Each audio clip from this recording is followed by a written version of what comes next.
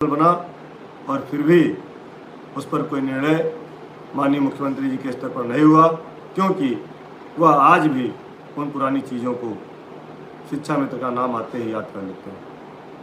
हमने कई बार आपसे निवेदन किया है कि आप लोग अगर अच्छा नहीं लिख सकते तो बुरा मत लिखिए। किसी से भी अगर अपनी बात माननी है, मनवानी है, तो आप कुछ अच्छे शब्दों का चयन कर सकते हैं। सबसे पहले आप शिक्षक हैं, शिक्षक की मर्यादा में रहकर कमेंट करें। मैं देखता हूं कि मेरे फेसबुक पर या इस चैनल पर या फिर मैं देखता हूं माननीय मंत्री जी के, जो वित्त शिक्षा मंत्री जी हैं, उनके ट्विटर पर, फेसबुक पेज पर, माननीय मुख्यमंत्री जी के फेसबुक पेज पर भी पढ़ने को कभी कभी मिल जाता है। भले वो शिक्षा मित्र के रूप में लोग दूसरे लिख रहे हों, लेकिन वह नाम शिक्षा मित्रों का होता है कि गलत कमेंट, अभद्र कमेंट और ऐसे ऐसे कमेंट हमको ही पढ़ने को मिलते हैं कि हमें भी कष्ट होता है। साथियों, मैं एक निवेदन आपसे कर रहा हूँ, कई बार कर चुका हूँ, ये अंतिम निवेदन है, क्योंकि इसके बाद हो सकता है कि ना मैं आपसे निवेदन करूँ और ना ही आप हमारी बात सुनें।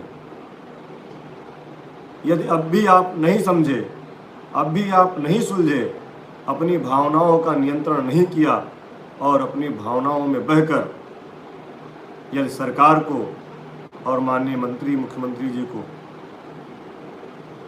गलत भाषा का प्रयोग किया, तो शायद ये सोच लीजिए कि अब शिक्षा मित्रों का कल्याण इतनी जल्दी नहीं हो पाएगा।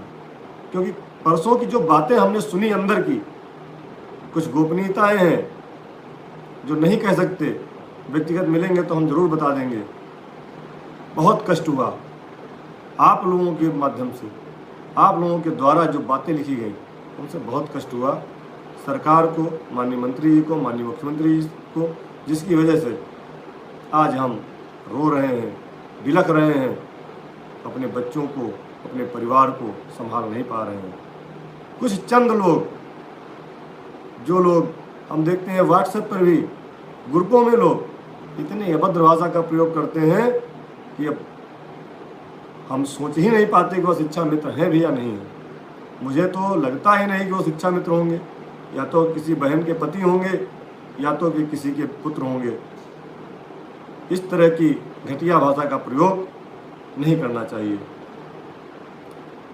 नमस्कार, आप सभी जितने भी शिक्षा मित्र साथी हैं, आप सभी को लेकर एक बड़ी खबर आ रही है। जैसा कि आप सभी को पता ही होगा कि आप सभी के मानदेय वृद्धि को लेकर, आप सभी के समायोजन को लेकर कितने सारे प्रयास किए गए हैं। हर तरफ से आप सभी का मुद्दा उठाया जा रहा है। हर कोई आप चाहता है कि आपका समायोजन किया जाए, इसलिए हर तरफ से आप सभी के मुद्दे को उठाने की कोशिश की जा रही है। आप सभी के समायोजन को लेकर सरकार से सवाल भी किए जा रहे हैं। फिलहाल आप इस वीडियो को देखिए, ये वीडियो आप सभी के लिए काफी महत्वपूर्ण होने वाली है। और दूसरी बात, सोशल मीडिया पर बहुत ही सोच समझकर कमेंट करें, अपनी बात शालीनतापूर्वक रखें, यह मेरा निवेदन है। क्योंकि 5 सितंबर का जो कार्यक्रम है, यह अंतिम कार्यक्रम है, यह अंतिम कार्यक्रम है। इसके बाद शायद कोई अब कार्यक्रम नहीं होगा, आप भी जानते हैं और हम भी जानते हैं। इसलिए बहुत ही होश में, बहुत ही जोश में लखनऊ आइए, एक एक साथी को लेकर के आइए।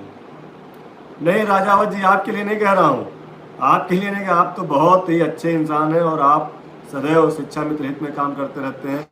लेकिन जहाँ से मुझे जानकारी मिली, 1-2 नंबरों को हमने ट्रेस किया तो उसमें वो शिक्षा मित्र थे ही नहीं।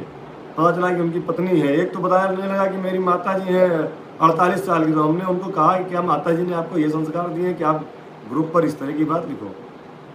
तो हमने कहा ना, बहुत कम प्रतिशत के लोग हैं, 1 से 2% के लोग, और उन लोगों ने सोशल मीडिया पर इतनी गंदगी फैला रखी है कि जिसका जवाब नहीं।